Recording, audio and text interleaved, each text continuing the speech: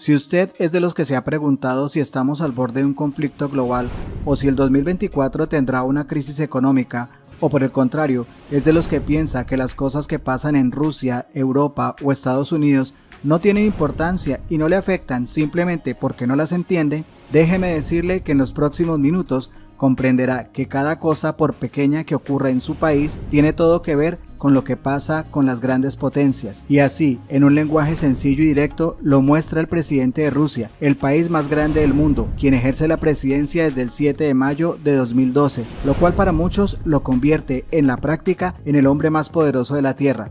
Sí, por encima del presidente de los Estados Unidos. Sin duda, tremendo hit se apuntó el periodista Tucker Carlson en la primera entrevista que da el presidente Putin desde que inició el conflicto en Ucrania, y es una entrevista llevada con altura, respeto por la profesión y con preguntas difíciles y concretas. Por otro lado, Vladimir Putin sorprendió con la claridad y franqueza de sus respuestas, pero también hay que decir que por momentos fue él quien llevó la entrevista a su terreno y confortabilidad, como mandatario y político que es. Sin duda, es un documento magistral que nos lleva por la historia, la economía, la política, la religión y sobre todo la actualidad. Si por momentos usted ha perdido la comprensión de para dónde va el mundo, pues apúntese el cinturón y prepárese para este video, con los momentos más interesantes que sin duda le abrirán los ojos y de paso quedará listo para comprender las repercusiones que tendrá en el futuro cercano dicha entrevista. Bienvenidos.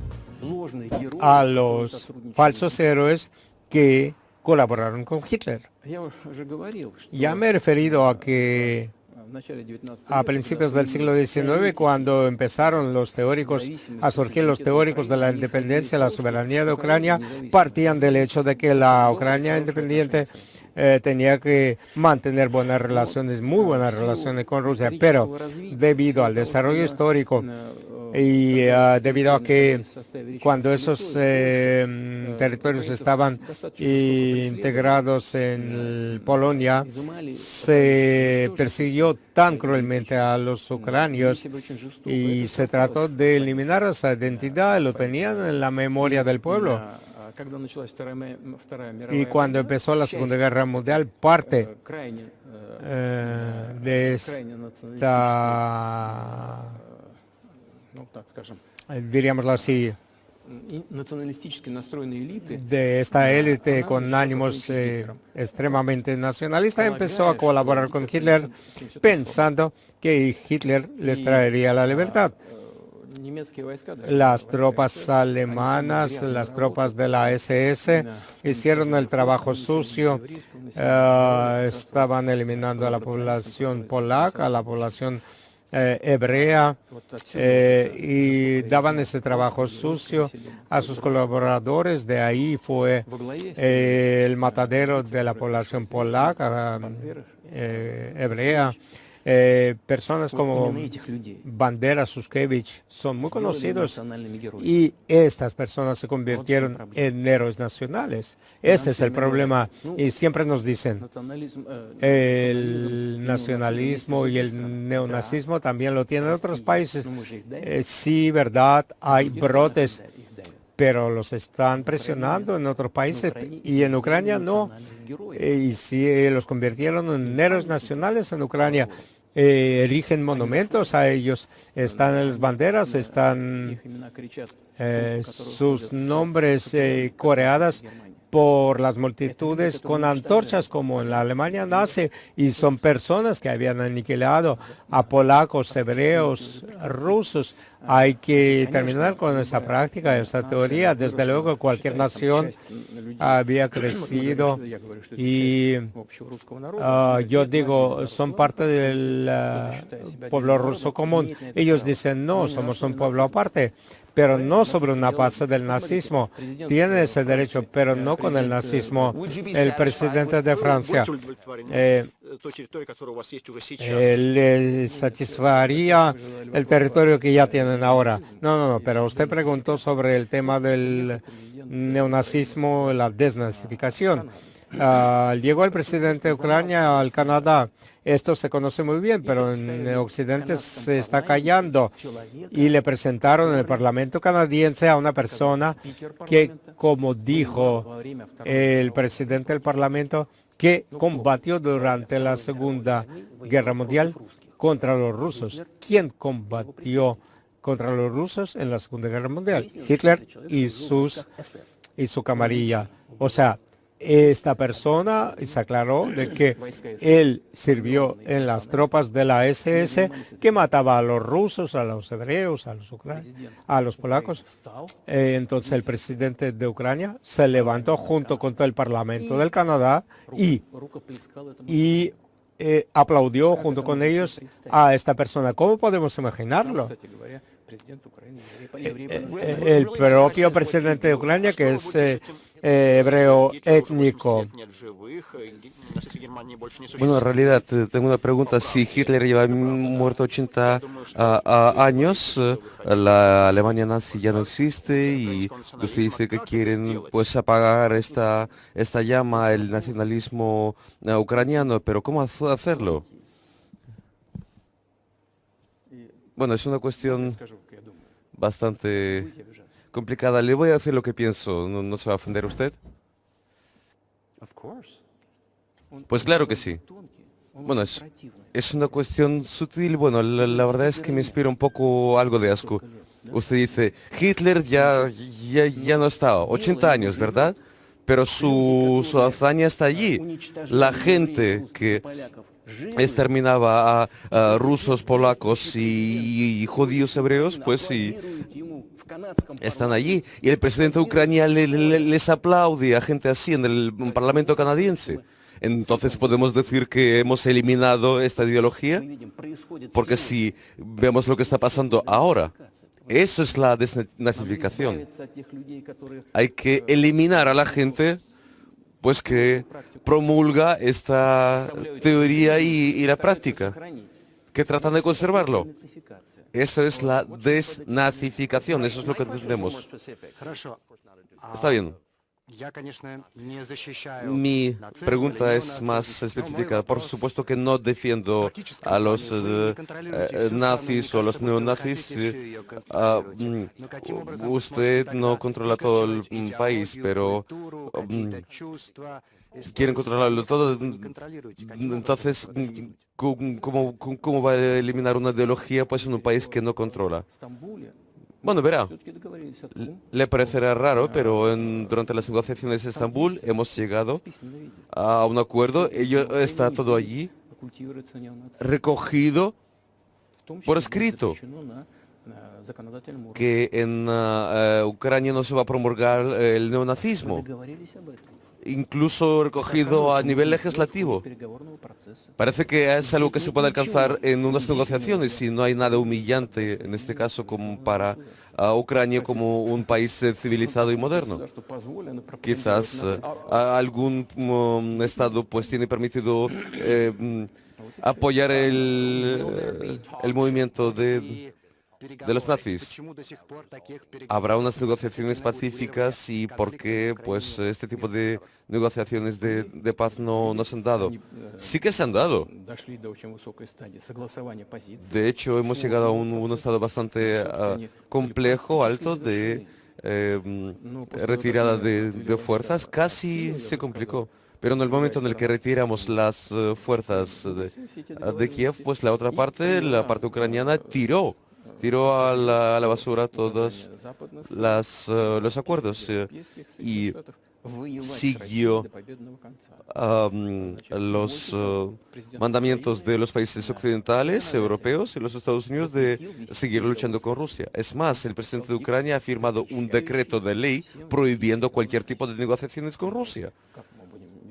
¿Cómo vamos a poder llevar unas negociaciones si él se ha prohibido y se lo ha prohibido a todos? Sabemos que se están proponiendo algún tipo de idea sobre una solución, pero para llegar a un acuerdo hay que mantener un diálogo. Y eso no es algo fácil. Pero no va a hablar con el presidente ucraniano, va a hablar con el presidente americano. ¿Cuándo ha hablado con Joe Biden por última vez? Bueno, francamente no recuerdo. ¿Cuándo habló con él? ¿Usted no se acuerda? No tengo que acordarme de todo. Tengo mis propios asuntos. Bueno, pero él está financiando la guerra que usted está librando. Bueno, él está financiando, pero cuando yo hablé con él fue antes del comienzo de la operación militar especial. Y por cierto, no voy a entrar en muchos detalles, nunca lo hago, pero yo le comenté que está cometiendo un grave error de magnitud histórica apoyando todo lo que está pasando allí en Ucrania y empujando, echando a Rusia. Y yo se lo he dicho en repetidas ocasiones. Me voy a quedar allí. ¿Y qué es lo que contestó? Bueno, por favor, pregúntale a usted. Usted lo tiene más fácil. Usted es ciudadano de los Estados Unidos. Por favor, vaya y pregúntele. No me siento cómodo comentando nuestras conversaciones. Pero desde entonces no ha vuelto a hablar con él desde febrero de 2022. No hemos hablado. Seguimos manteniendo algunos contactos. Bueno, se acordará de que le comenté sobre la propuesta de trabajar conjuntamente en el sistema antimisiles. Sí. Pues les puede preguntar a todos. Gracias a Dios están todos sanos y salvos. El antiguo presidente Condoleezza Rice sigue viva, el señor Gates, el director actual de inteligencia, el señor Burns, aquel entonces embajador en Rusia, eran testigos de aquellas conversaciones. Si les interesa pues lo que me contestó el presidente Biden, pues pregúntale. En todo caso, bueno, sí, ahí yo lo entiendo. Pero para un observador desde fuera le puede parecer que todo esto puede conducir a una situación en la que todo el mundo entero está al borde de la catástrofe. Incluso pues se pueden dar pues unos lanzamientos de misiles nucleares. ¿Por qué no simplemente llamar a Biden y decirle pues vamos a resolverlo? Pero ¿cómo lo vamos a resolver? Es muy sencillo.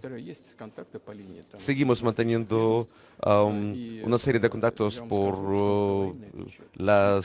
través de las diferentes instituciones y yo les he trasladado si de verdad quieren terminar las acciones bélicas, simplemente dejen de facilitarles armas a los ucranianos y todo terminará en unas semanas. Y antes de llegar a pues unas condiciones, ¿de qué vamos a hablar si no hasta entonces? Es muy fácil determinar todo esto. ¿Y qué le vamos a suplicar? Si ustedes, pues vamos a suministrar tal arma o tal arma. ¡Ay! ¡Qué miedo me da! No, no lo hagan, por favor. ¿De qué hablar? ¿De qué podemos hablar aquí? ¿Qué es lo que considera usted? ¿Está la OTAN preocupada por el hecho de que todo esto puede llevar a ser una guerra global o incluso un conflicto nuclear? Bueno, en todo caso, hablan de ello y tratan de asustar a su propia población sobre la amenaza rusa ficticia. Es un hecho. Y la gente pensante, los analistas, los que se dedican a las políticas de verdad, pues simplemente gente lista, entiende perfectamente que es fake, que es una farsa. Se está pues inflando la amenaza rusa. Usted se refiere, por ejemplo, a la invasión militar de Rusia a Polonia o a Letonia, pues se puede imaginar unos escenarios para que las fuerzas militares entren a Polonia, solo en el caso de un ataque por parte de Polonia hacia Rusia. ¿Por qué? Porque no nos interesa Polonia, ni Letonia, ni otros países. ¿Para qué hacerlo? No tenemos interés. Bueno, el argumento aquí es que, bueno, ha invadido Ucrania y tiene pues unas pretensiones para conquistar todo el continente. Y usted dice que no. No, de ninguna manera. No hay que ser un analista aquí, simplemente es algo que va contra el sentido común. Entrar en una guerra global, porque una guerra global pues pone al borde de la extinción a toda la humanidad. Es obvio. Por supuesto, hay medidas de contención, porque llevan un buen rato asustando a todos.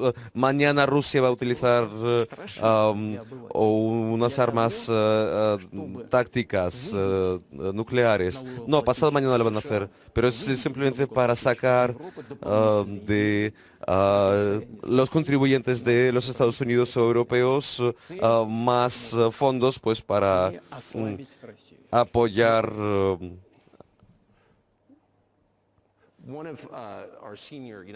apoyar la confrontación con Rusia, para debilitar a Rusia. Uno de los mayores senadores de los Estados Unidos de Nueva York, Chuck Schumer, dijo, debemos seguir apoyando financieramente a Ucrania, de lo contrario los soldados americanos tendrán que pues participar en acciones bélicas ahí. ¿Cómo lo evalúa usted? Es una provocación, yo no entiendo, y además algo barato, porque ¿por qué los soldados americanos tienen que entrar en las acciones bélicas en Ucrania?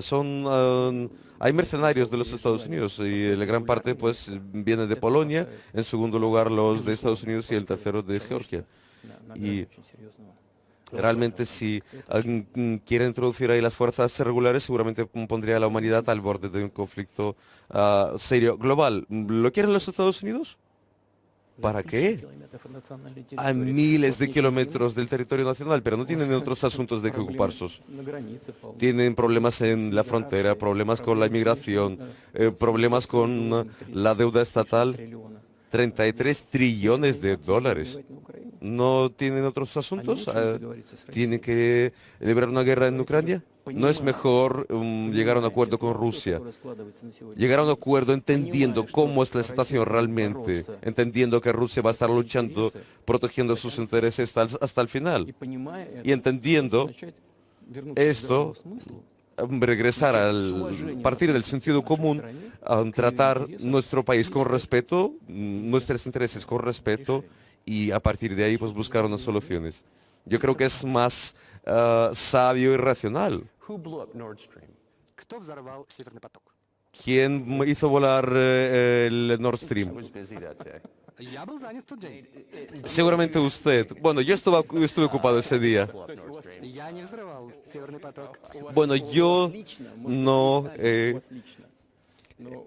no hice explotar el Nord Stream. Bueno, usted seguramente pues tiene el alibi, pero la CIA no tiene un alibi así. ¿Tiene usted pruebas de que la OTAN o la CIA lo hicieron? ¿Saben? No voy a entrar en detalles, pero en estos casos siempre dicen, busquen a aquellos a quien les interesa. Pero en este caso hay que buscar no solo a aquellos que tienen interés, sino a aquellos que lo pueden hacer. Porque ahí puede haber muchas partes interesadas, pero bajar al fondo del mar Báltico y realizar estas explosiones, pues es algo complicado. Y estos dos componentes, los que tengan interés y los que sean capaces de hacerlo. Pero a ver, no lo entiendo, la verdad, a ver, estoy confuso, es uno de los actos de terrorismo industrial mayor en toda la historia y ustedes pues probablemente tienen las pruebas, sus fuerzas de seguridad, de inteligencia, ¿por qué no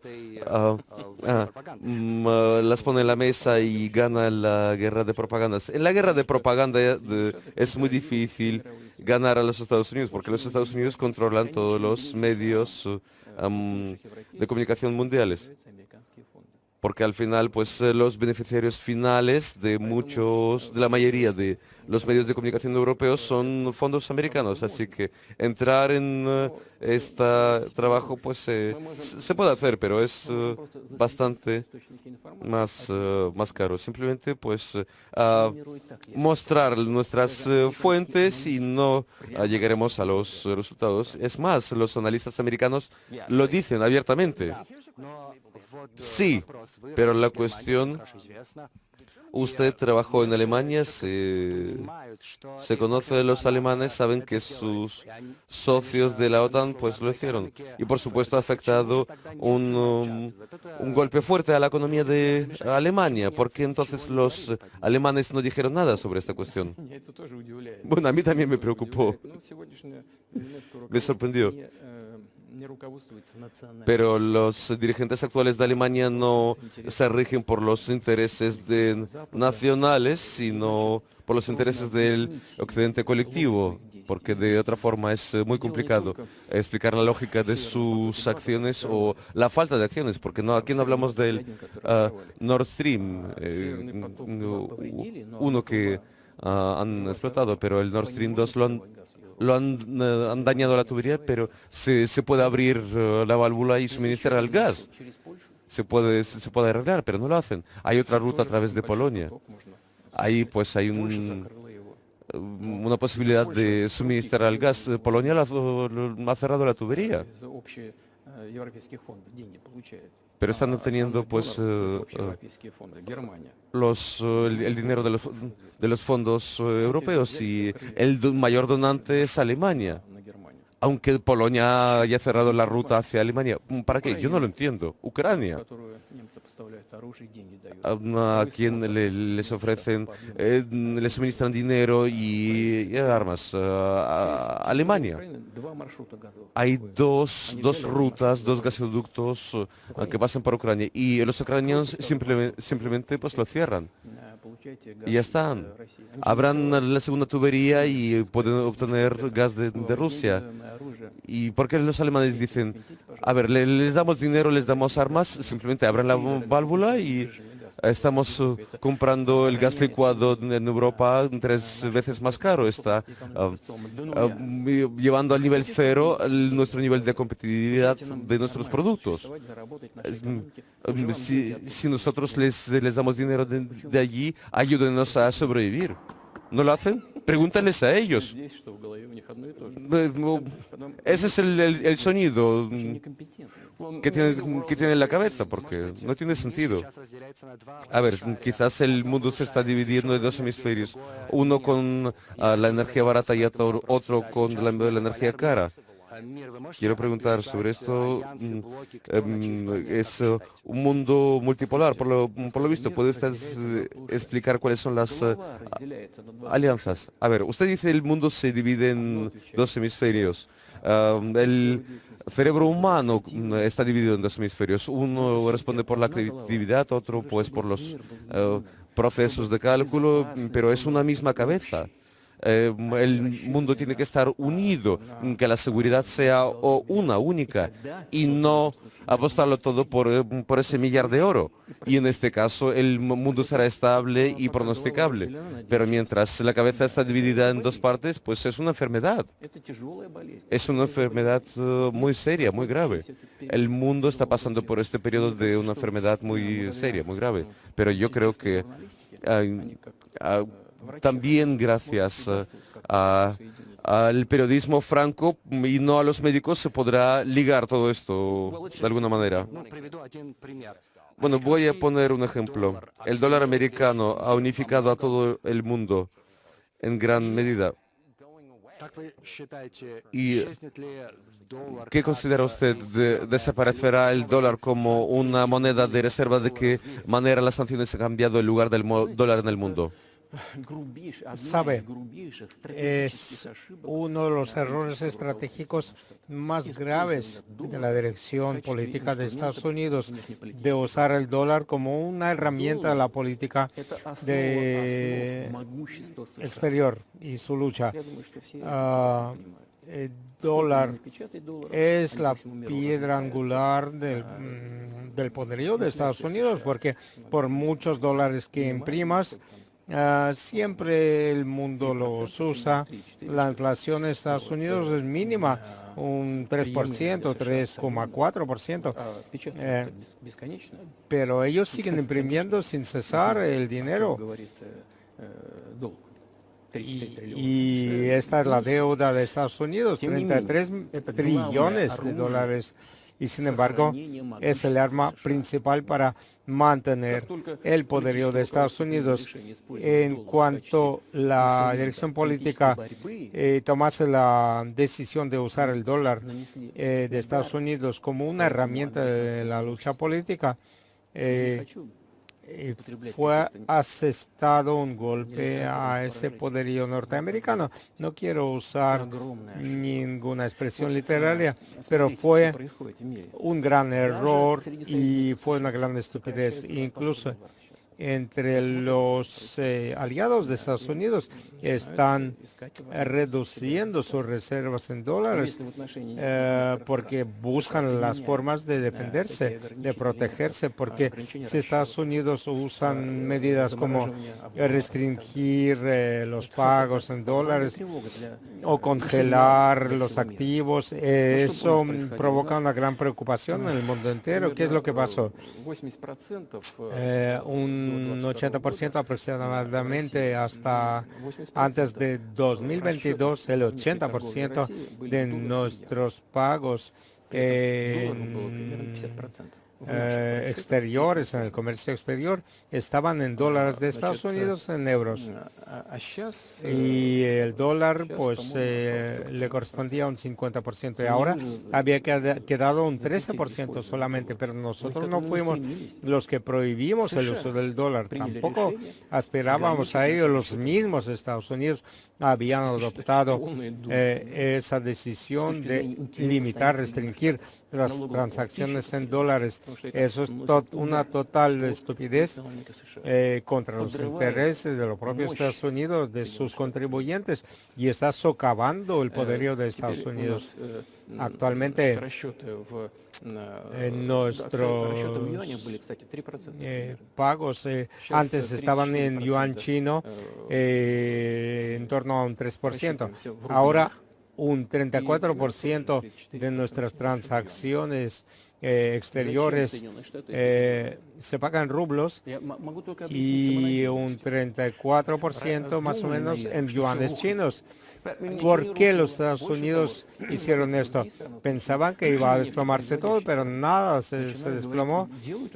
Además, algunos otros países, incluso los productores de petróleo, ya empiezan a llevar los pagos por el petróleo en yuanes chinos. ¿Alguien entiende de Estados Unidos lo que están haciendo? Lo que todos los expertos, pregúnteselo a cualquiera persona inteligente en Estados Unidos, ¿qué cosa es el dólar en Estados Unidos? Lo están matando ellos mismos, lo están estrangulando. Yo creo que es una valoración justa. Otra pregunta, quizás si ustedes cambiaron una potencia colonial por otra, menos peligrosa quizás, pero BRICS, por ejemplo, estará dominada por China. Esto es una amenaza para su soberanía. Conocemos muy bien esos espantajos. Somos vecinos con China. No se elige a los vecinos como tampoco a los familiares.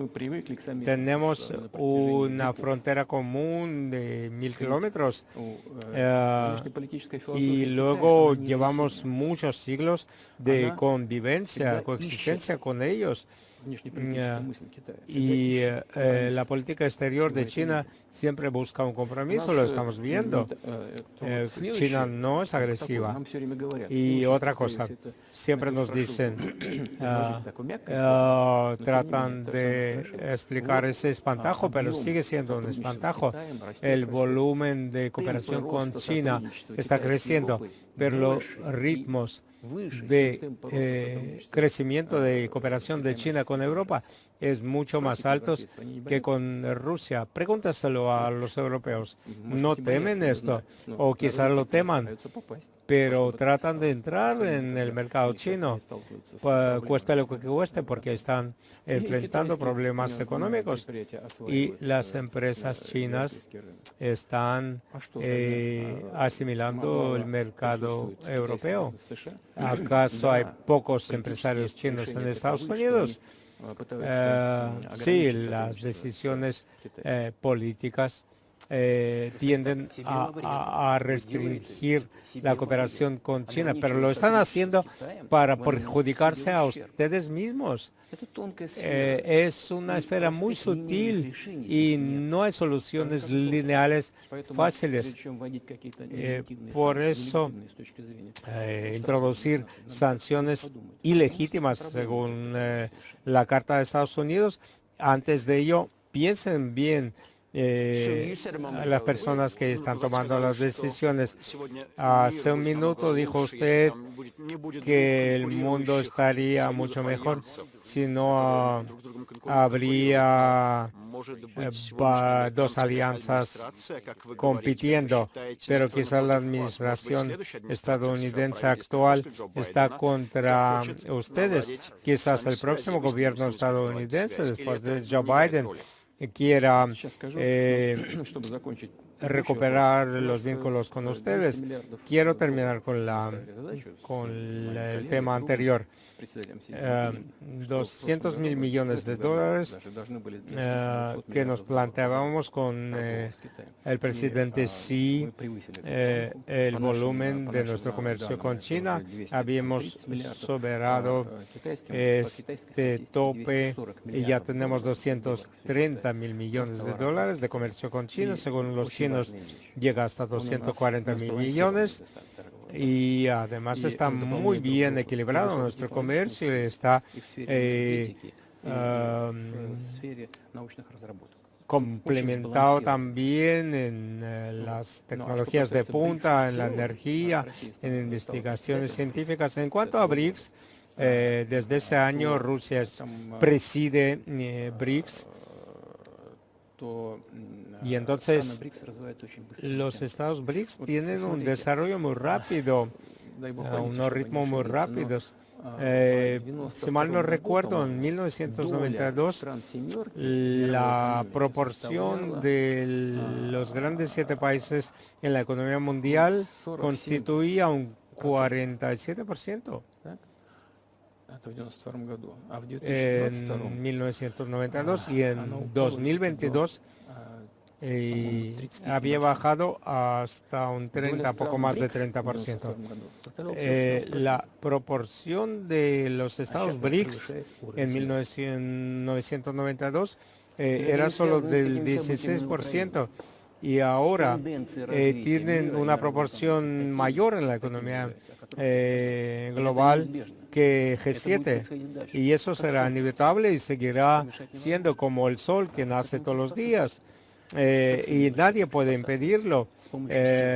Y quieren adaptarse ustedes con las fuerzas, con las sanciones, con los bombardeos, con el uso de las Fuerzas Armadas. Esto es una autosuficiencia. Es que la élite política de ustedes no entiende que el mundo está cambiando objetivamente por circunstancias objetivas y hay que tomar las decisiones correctas, oportunas y muy sabias, incluso si quieren una dominación, pero esas acciones burdas hacia Rusia, hacia otros países, cosechan un resultado contrario. Me ha preguntado, si viene otro dirigente, no se trata del dirigente, no se trata de la persona concreta. Yo tuve buenas relaciones con Bush, por ejemplo, y yo sé que le presentan a Estados Unidos como un aldeano, un villano que no medita bien, no razona bien. Creo que ha cometido muchos errores con respecto a Rusia, como en 2008, esa decisión en Bucarest para abrir las puertas de la OTAN a Ucrania. También fue durante su presidencia, pero en general teníamos un nivel humano de relaciones muy bueno. O sea, él no es más malo que cualquier otro político americano, ruso o europeo, igual que otros. Con Trump teníamos buenas relaciones. No se trata de la personalidad del líder, se trata de los ánimos que reinan en las élites, en la sociedad norteamericana predomina la idea de dominar, cueste lo que cueste, basándose además en acciones de fuerza, no cambiaría nada, pero si se dan cuenta de que el mundo está cambiando por circunstancias objetivas y hay que adaptarse a tiempo a estas circunstancias cambiantes para conservar las prioridades y las ventajas de Estados Unidos, sería otra cosa.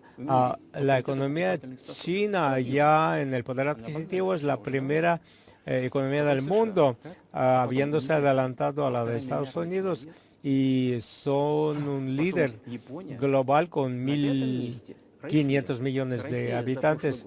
Luego Japón. Rusia está en el quinto lugar mundial porque el año pasado Rusia, pese a todas las sanciones y restricciones, se convirtió en la mayor economía de Europa.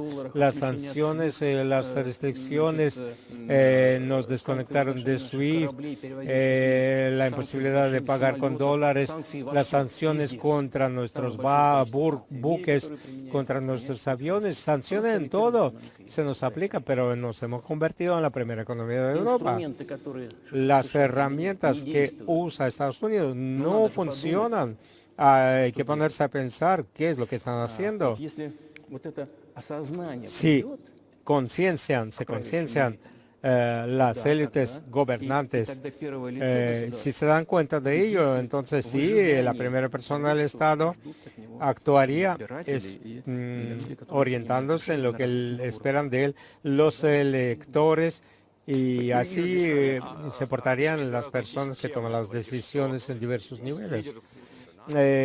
Pero usted describe los dos sistemas de los líderes y si se toman en cuenta los intereses de los electores y algunas decisiones de la clase gobernante son dudosas. Usted que dirige este país durante muchos años con esa experiencia, ¿quién toma las decisiones en Estados Unidos? Es que Estados Unidos, no sé, es un país muy complejo, conservador por un lado, cambia muy rápidamente por el otro.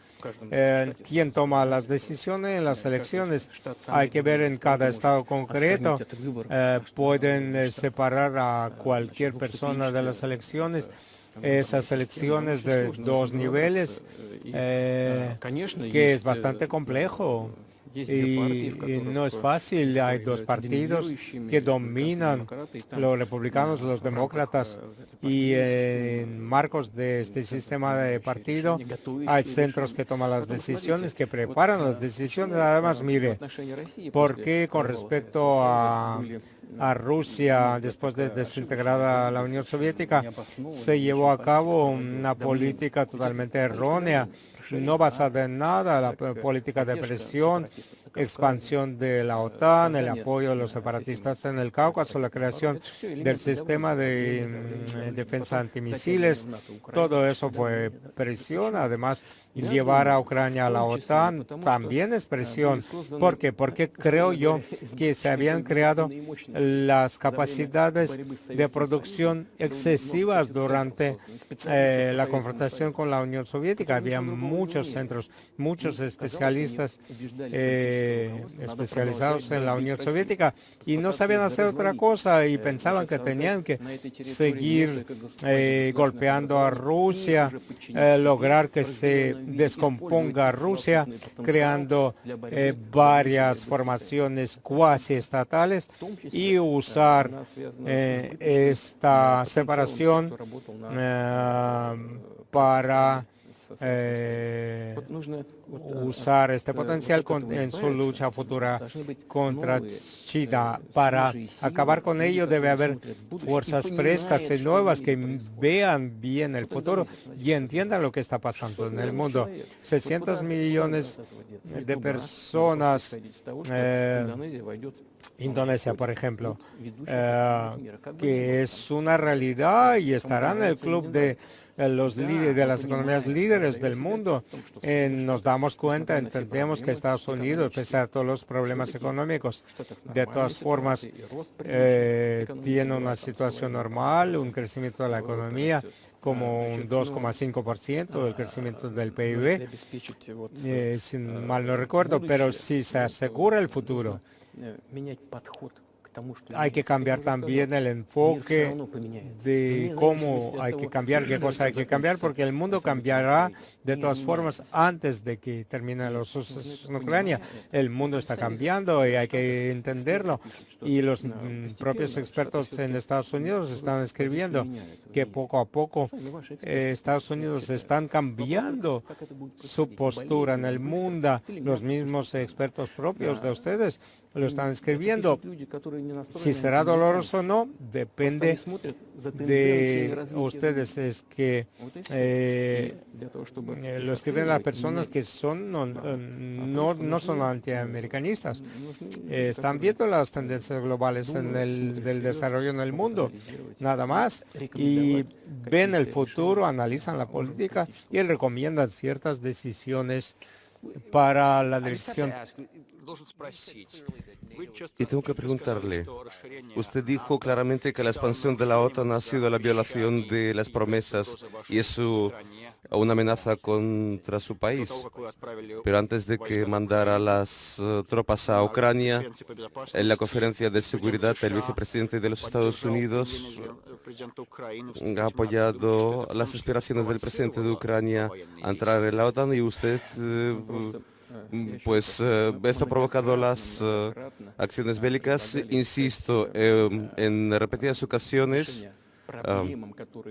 hemos propuesto la resolución de los problemas que han surgido, los problemas en Ucrania tras el golpe de Estado en el 2014 por medios pacíficos, pero nadie nos escuchó.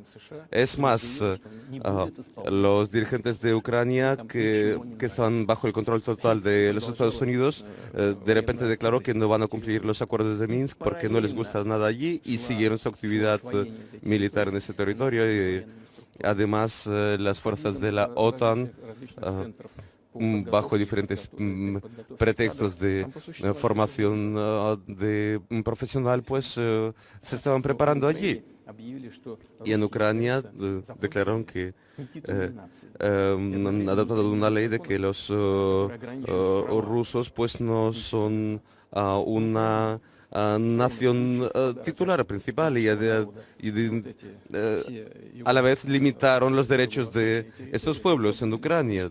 De repente, pues, declararon que en los territorios del sur y de Oriente, pues, los rusos no tienen cabida allí. Y todo esto conjuntamente, pues, ha llevado a la decisión de terminar la guerra que comenzaron los neonazistas en Ucrania en 2014 por la vía bélica.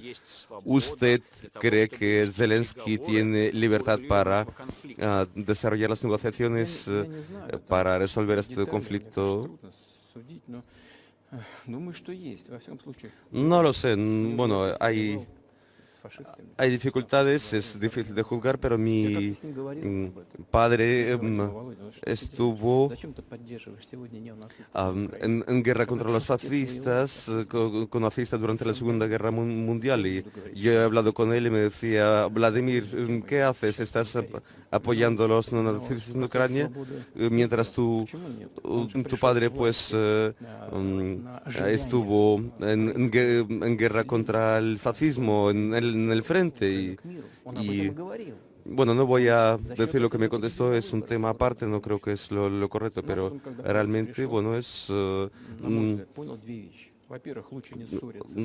cuando llegó al poder, él pensó que no es mejor no entrar en conflicto con los neonazis, con los ultras, y además el Occidente, liderado por los Estados Unidos, está siendo apoyado y seguirá apoyando a todos aquellos que están en conflicto con Rusia. Es algo provechoso y es algo seguro, a pesar de las promesas a su propio pueblo de terminar la guerra en Ucrania. Ha engañado a sus propios electores.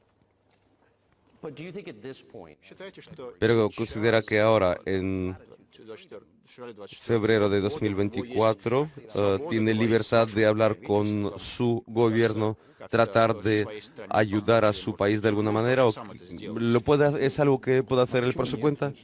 Pero ¿por qué no? Se considera, pues, el dirigente de Estado ha ganado las elecciones, aunque en Rusia consideramos que todo lo que pasó después del año 2014, la fuente de ello fue un golpe de Estado. Y en este sentido, incluso el poder de ahora, pues, es bastante defectuoso, pero se considera presidente, lo reconoce en los Estados Unidos, toda Europa y, bueno, de hecho, casi todo el mundo, ¿no? ¿Por qué no?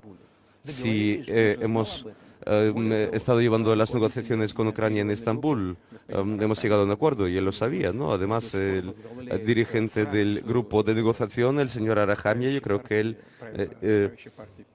sigue liderando, pues, la fracción del partido gobernante, del partido del presidente en la Rada, en el Parlamento del país.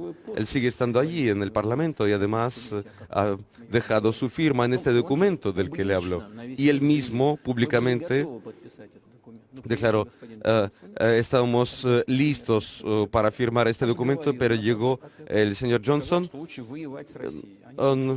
el primer ministro de Gran Bretaña, y nos dijo que era mejor entrar en una guerra y en este caso, pues, nos lo van a dar todo en caso de un conflicto bélico contra Rusia y aceptamos esta propuesta. Véanlo, lo dijo públicamente su declaración. Pueden volver a esto, lo quieren o no, pues, y a partir de ahí el presidente de Ucrania ha adoptado el decreto de ley que prohíbe las negociaciones con nosotros. ¿Lo va a cancelar? No, nosotros nunca hemos renunciado a las negociaciones. ¿Estar Rusia lista? Por supuesto que sí, pero ellos públicamente lo han renunciado, que cancelen su decreto y comiencen las negociaciones. Y el hecho de que hayan accedido a los requerimientos de el ex primer ministro de Gran Bretaña, señor Johnson, pues es algo triste, porque como dijo el señor Arahamian, hace un año y medio podíamos haber terminado estas acciones bélicas, terminar esta guerra, pero los ingleses nos convencieron y renunciamos a esta decisión. ¿Dónde está ahora el señor Johnson? Y la guerra continúa. Es una buena pregunta. ¿Qué piensa usted? ¿Para qué lo hizo? ¿Quién lo va a saber? Yo no lo entiendo.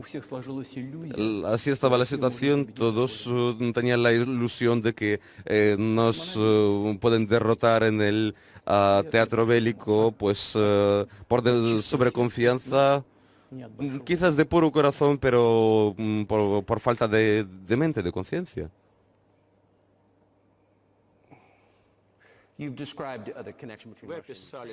Usted describió la conexión entre Rusia y Ucrania, ha descrito a Rusia, que es un país ortodoxo, ha hablado de esto. ¿Qué significa para usted?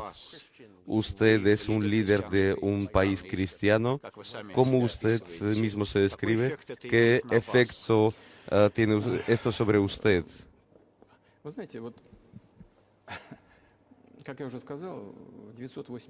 Bueno, como yo ya he mencionado, en el año 988 el conde Vladimir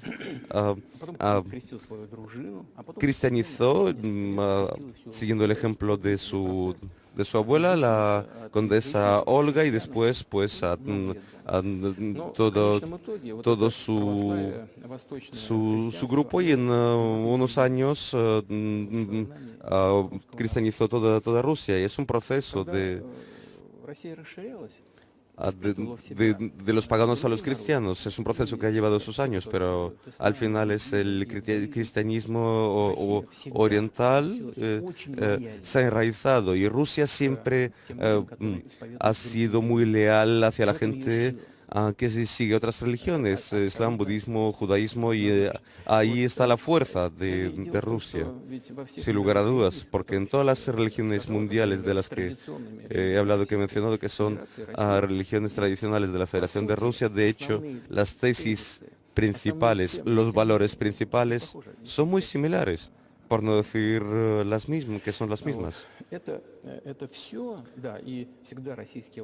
Todo ello, bueno, y las autoridades de Rusia siempre han tenido mucho respeto, han tratado con mucho cuidado la cultura y la fe de aquellos pueblos que entraban a formar parte del imperio de Rusia, porque es la base de la seguridad y estabilidad de la soberanía de Rusia, porque todos estos pueblos lo consideran Rusia su patria, porque por ejemplo en América Latina, pues la gente de Europa pues vienen de su patria histórica, acaban en Estados Unidos o en Europa, y la gente que siguen sus religiones, consideran Rusia su patria, no tienen otra. Y somos una gran familia y los valores son tradicionales. Como he dicho, es una gran familia, pero cada uno tiene su familia y es la base de nuestra sociedad. Y si hablamos del hecho de que la patria y la familia pues es algo que está muy ligado entre sí, es así porque no es posible garantizar un futuro para los hijos, para las familias, si no garantizamos un futuro estable para todo el país, para la patria. Por eso en Rusia el patriotismo es tan fuerte. Si me lo permite, las religiones son diferentes. De hecho, el cristianismo es una religión no agresiva porque Cristo dice pon la otra mejilla, no mates y demás, y de qué modo un líder puede ser cristiano si hay que matar a alguien. ¿Cómo se puede conciliar? Muy sencillo. Si hablamos de la defensa de su propia familia, su patria, nosotros no atacamos a nadie. Como comenzó lo que está pasando en Ucrania, con el golpe de Estado y con el comienzo de acciones bélicas en Donbass. Con esto. Y nosotros estamos protegiendo a nuestras gentes, a nosotros mismos, nuestra patria y nuestro futuro, con respecto a la religión en general. No es algo que se manifiesta pues en lo externo, no es ir a la iglesia cada día o darse golpes contra el suelo de cabeza, está en el corazón. La cultura que tenemos está orientada al ser humano. Dostoyevsky, muy conocido en el occidente como un genio de la cultura rusa, de la literatura rusa, ha hablado de esto, del espíritu ruso, porque la sociedad occidental es más pragmática. El hombre ruso piensa más en lo eterno, sobre los valores morales, éticos. Quizás no esté de acuerdo conmigo, pero la cultura occidental. Y no digo que sea algo malo. Esto da la posibilidad del millar actual llegar a pues una serie de logros en la producción, en la ciencia. No hay nada malo en esto, simplemente digo que nosotros pues tenemos un aspecto similar, pero la conciencia está estructurada de una manera algo diferente. Entonces, ¿usted considera que hay algo sobrenatural que está actuando cuando ve lo que está pasando en el mundo o ve las obras de Dios en lo que ve alrededor? ¿Dice que hay pues algunas fuerzas sobrenaturales aquí? No, francamente no. No pienso de esta manera, pero yo creo que la comunidad internacional pues se desarrolla siguiendo sus propias leyes y son como son. Y siempre ha sido así en la historia de la humanidad. Algunos pueblos y estados, países, pues se levantaban, se multiplicaban, se reforzaban, después bajaban del Olimpo en la calidad a los que estaban acostumbrados. Quizás no hay que poner demasiados ejemplos, empezando pues de las conquistas pues de Genghis Khan, terminando pues con el gran imperio romano. Parecía que no había nada tan grandioso como el imperio romano, pero el potencial de los bárbaros se iba acumulando y bajo sus golpes se derrumbó el imperio romano porque había más y empezaron a desarrollarse bastante bien. Como decimos ahora, pues económicamente empezaron a ser fuertes, estables y el régimen que se había impuesto por el imperio romano se había derrumbado. Bueno, tardó 500 años en derrumbarse. Este proceso pues, de descomposición tardó 500 años. La diferencia con la situación actual es que los procesos de cambios de ahora son bastante más rápidos que en los tiempos del imperio romano.